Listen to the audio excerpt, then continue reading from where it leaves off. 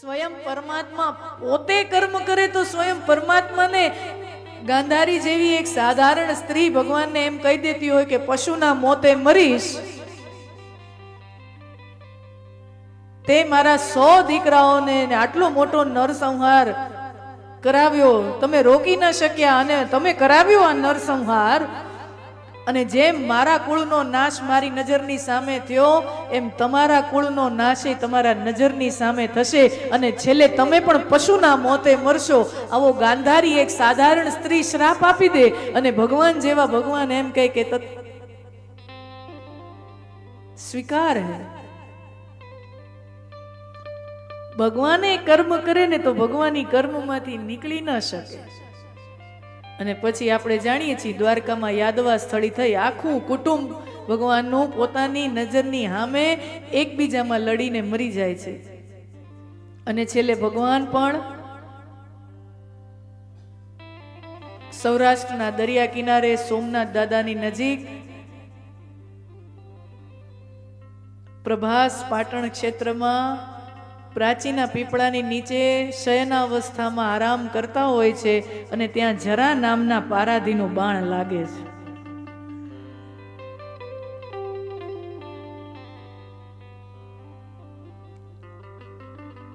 कर्म के न्याय से, कर्म के कायदे से स्वयं भगवान भी छूट नहीं सकता. कर्मना प्रकार कीधा संचित कर्म, क्रियमाण कर्म, प्रारब्ध कर्म. कर्मना प्रकारो कीधा. क्रियमाण कर्म એટલે આપણે આમ તો ઠીક છે, આ બધી શાસ્ત્રીય વાતો છે, રસ પડે ને પડે ને બાકી બધા માટે એવું કોઈ જાણવું એવું કંઈ ખાસ જરૂરી નથી. ખરેખર કથાનો એક જ સાર છે, ભગવાનનું નામ લેવું. ઠીક છે, આ વિદ્વતા પંડિતાઈ બધાયની રુચિએ ન હોય, બધાયનો એમાં રસ પણ ન હોય, પણ જો રસ હોય તો ટૂંકમાં કહી દઉં. ક્રિયમાણ કર્મ, વર્તમાનમાં આપણે જે પણ કાંઈ કર્મ કરીએ ને, આપણે ખાઈએ પીએ ઉઠીએ બોલીએ, કોઈના વખાણ કરીએ, કોઈકને ગાળું દઈએ, જે પણ કાંઈ કરો ને એને ક્રિયમાણ કર્મ. વર્તમાનમાં આપણે જે કર્મ કરીએ ક્રિયમાણ કર્મ કરીએ અને આપણને એમ કે આપણને કોઈ જોતું નથી, હે, આપણને એમ કે જાહેરમાં હોય તો ઠીક છે પણ એકાંતમાં ન ઘણા આપણે કંઈક કરવું હોય તો અહીં ક્યાં આપણને કોઈ જુએ છે. એ આપણો બહુ મોટો ભરમ છે. ભગવાનના સીસીટીવી કેમેરા હંમેશા ચાલુ રહે છે. આ સૂર્ય દેવતા, ચંદ્ર દેવતા, આકાશમાં ટમટમતા તારલાઓ, આ બધા ભગવાનના સીસીટીવી કેમેરા છે. આ બધા ભગવાનના એજન્ટો છે. એ નિરંતર આપણી ઉપર નજર રાખે છે. ગમે અહીંયા હું ને એ આપણને જોઈ જ લે. આ તારાઓ, નક્ષત્રો, ઉપગ્રહો, સૂર્યદેવ, ચંદ્રદેવ આ ભગવાનના એજન્ટો છે. આપણે એકાંતમાં ને એકલામાં ગમે એવું કરીએ ને તોય આપણે અહીંયા ફોટો પડી જ જાય અને પછી એનું ચલાણ આવે.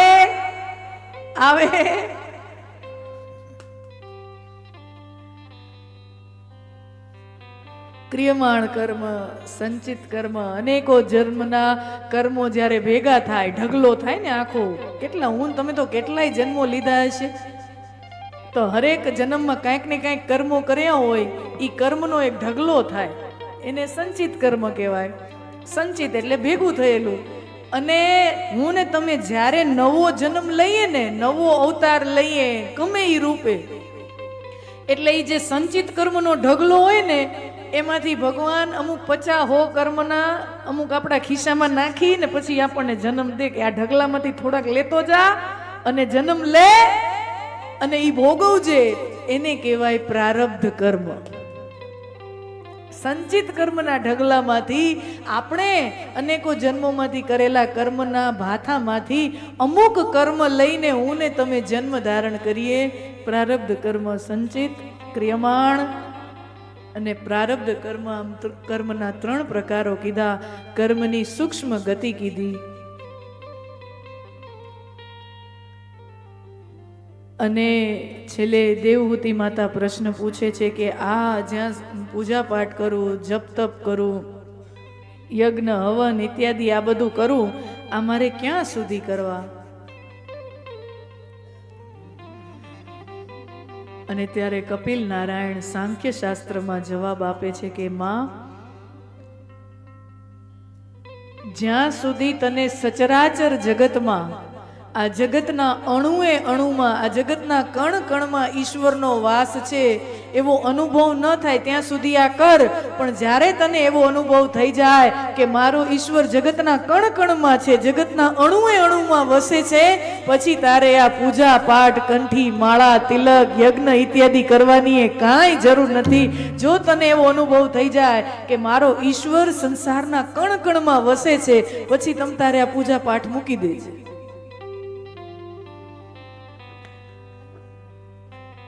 આ બોધ દેવહૂતિ માતાને કપિલ ભગવાને આપ્યો. પ્રસૃતિ નામની દીકરી દક્ષ પ્રજાપતિ સાથે પરણાવવામાં આવી.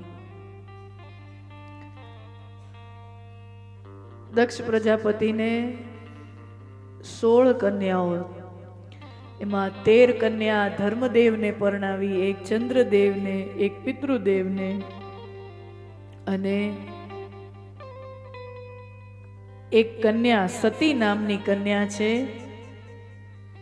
એમના લગ્ન શંકર ભગવાન સાથે કરવામાં આવ્યા.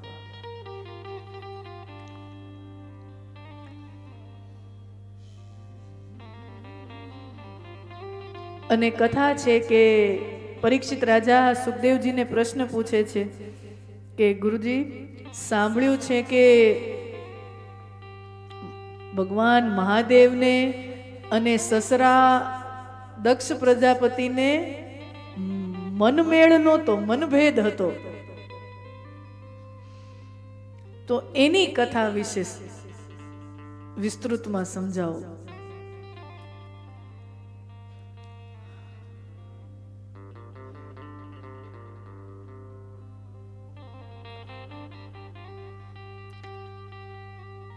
શંકર ભગવાન એ ઘનીભૂત વિશ્વાસનું પ્રતીક છે. શંકર માને વિશ્વાસ, શંકર માને કલ્યાણ, શિવ માને ઘનીભૂત વિશ્વાસ. એટલે બ્રહ્માજી દક્ષ પ્રજાપતિને કહે છે, દક્ષ પ્રજાપતિ બ્રહ્માના માનસ પુત્ર છે, એટલે બ્રહ્માજી દક્ષ પ્રજાપતિને કહે છે કે દક્ષ, તમે બુદ્ધિશાળી છો, અને દક્ષ છે ને ઓમ બુદ્ધિશાળી વ્યક્તિ છે, તમે બુદ્ધિશાળી છો, પણ એકલી બુદ્ધિથી પરમાત્મા જણાતો નથી. બુદ્ધિની સાથે વિશ્વાસ જોઈએ, બુદ્ધિની સાથે શ્રદ્ધા પણ જોઈએ, તો પરમાત્મા મળે. તમે બુદ્ધિશાળી છો તો તમારી દીકરી સતી છે, એનામાં તમારા જેવા જ ગુણ આવ્યા છે. તમારી દીકરી બુદ્ધિશાળી છે, પણ એકલી બુદ્ધિથી ભગવાન મળતો નથી. તમારા બુદ્ધિરૂપી કન્યાને, બુદ્ધિરૂપી સતીને વિશ્વાસરૂપી શિવ સાથે એને લગ્ન કરો, ત્યારે પરમાત્માની પ્રાપ્તિ થશે. બ્રહ્માજીએ કીધું તમારી દીકરીના લગ્ન મહાદેવ સાથે કરાવો. અને દક્ષ પ્રજાપતિને ઈચ્છા નહોતી આ લગ્ન કરાવવાની. દક્ષ પ્રજાપતિને આ લગ્ન કરાવવાની ઈચ્છા નહોતી, પણ પિતાએ કીધું, બ્રહ્મા એના પિતા છે, પિતાએ કીધું કે દીકરીને મહાદેવ સાથે પરણાવો. એટલે દક્ષ પ્રજાપતિની ઈચ્છા નહોતી, તો એના લગ્ન શંકર ભગવાન સાથે કરાવ્યા. એને ઈચ્છા નહોતી, કારણ કે અભી શિવજી તો અખંડાનંદ હૈ, गले में सर्पों की माला, इधर जटा, न परिवार का ठिकाना.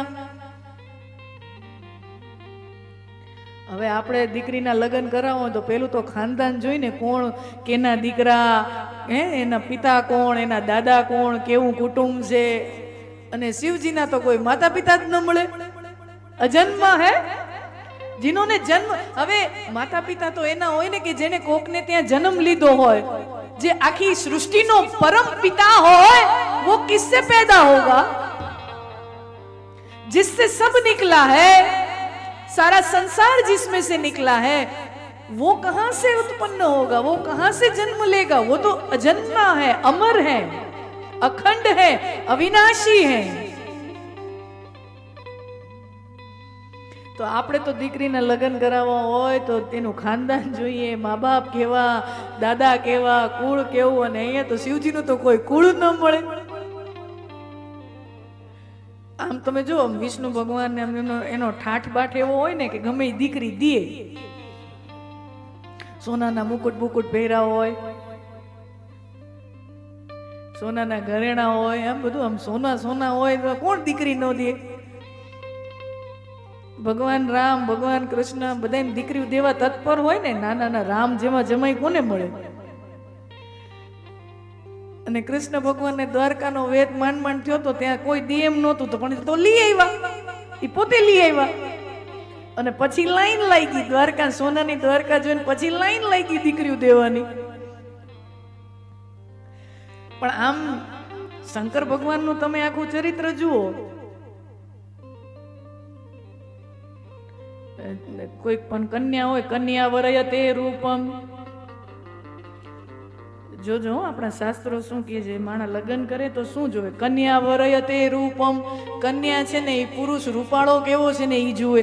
કારણ કે 20-25 વર્ષની ઉંમરમાં એટલી જ અક્કલ હાલતી હોય ને, એ કમાશે શું, ખવડાવશે શું, પહેરાવશે શું, એવડી અક્કલ તો લાંબી હાલે નહીં. 20-25 વર્ષની ઉંમરમાં કેવો દેખાય કેવો છે, મારી યાર ફોટા પડાવે તો હારો લાગશે કે નહીં, ત્યારે એટલી જ અક્કલ હોય ને. કન્યા વરયતે, આ શાસ્ત્રો કહે છે કન્યા વરયતે રૂપમ. અને સામે પુરુષ પણ, ઈ પણ સ્ત્રી હોય, પોતાના માટે કોઈ સ્ત્રી પાત્ર જોતો હોય તો ઈ શું જુએ, કેવી દેખાય છે એટલું જુએ ને. જાજી અક્કલ તો હાલે જ નહીં ને પછી એનથી વધારે. ઈ તો જેમ જેમ ઉંમર જાય પછી એમ ખબર પડે કે નાના નાના બીજું જોવાનું હોય. પણ ત્યાં તો ભટકાઈ ગયા હોય. તો લોટરી છે, ઘૂંઘટો કરો તો ખબર પડે કે લોટરી લાગી કે ભટકાઈ ગયા. પેલાના જમાનામાં તો એવું હતું. કન્યા વરયતે રૂપમ માતા કુલમ પિતા વિત્તમ. કન્યા છે ને ઈ પુરુષનું રૂપ જુએ, માં છે ને ઈ અમારા જમાઈમાં ગુણ કેવા છે, મારી દીકરીને ધ્યાન રાખશે કે નહીં, અમારા જેવા તો નથી ને.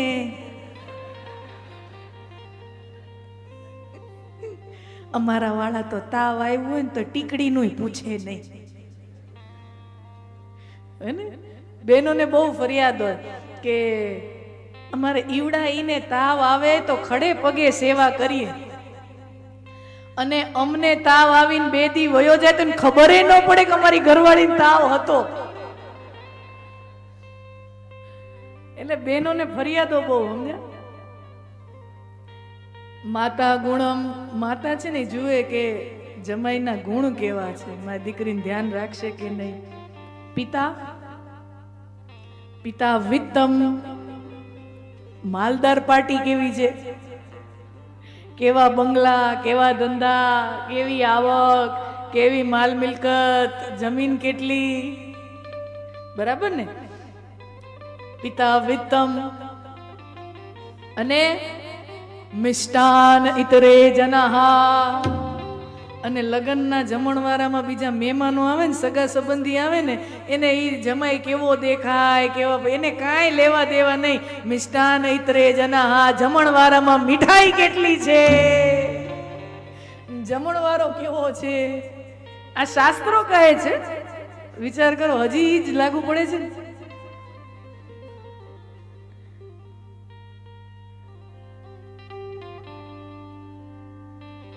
તો કનૈયા વરયતે રૂપમ પિતા માતા કુલમ પિતા વિત્તમ.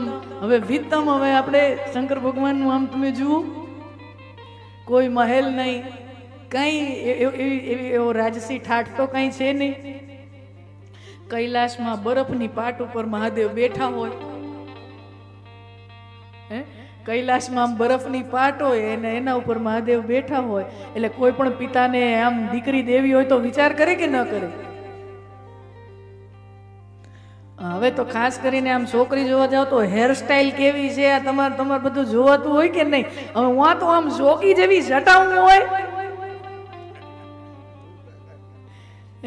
જોગીની જટા હોય, તો કોઈ પણ પિતા વિચાર કરે કે દીકરી દેવી ન દેવી.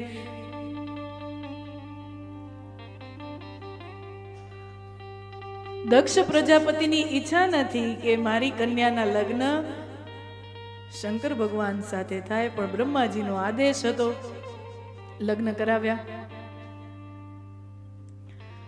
હવે વાત એવી થઈ કે